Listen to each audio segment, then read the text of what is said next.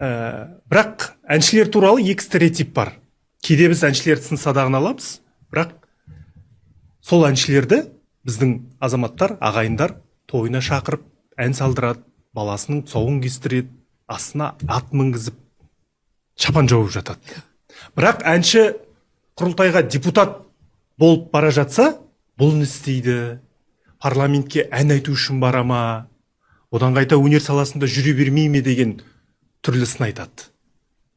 Ренішіңіз жоқ па ешкімге? Сынды қалай қабылдадыңыз?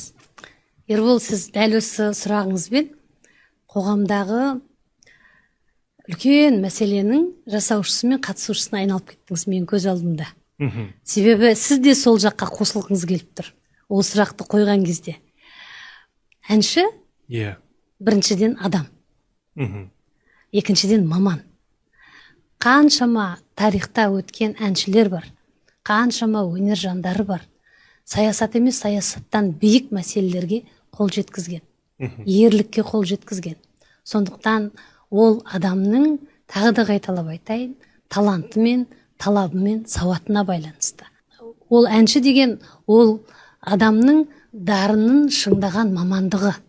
Сол арқылы, соған ол оқу бітіріп диплом алған мамандық қана.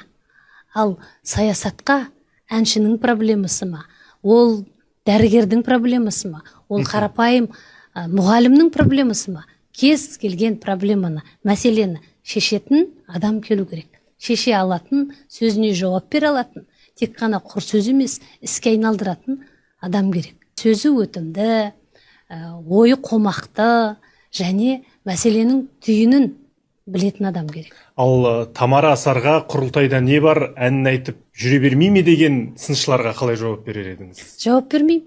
Олардың жауабы алда.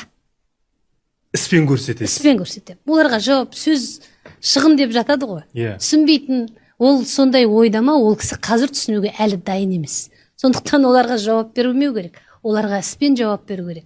Егер өтіп жатсам, онда жауап алда болады.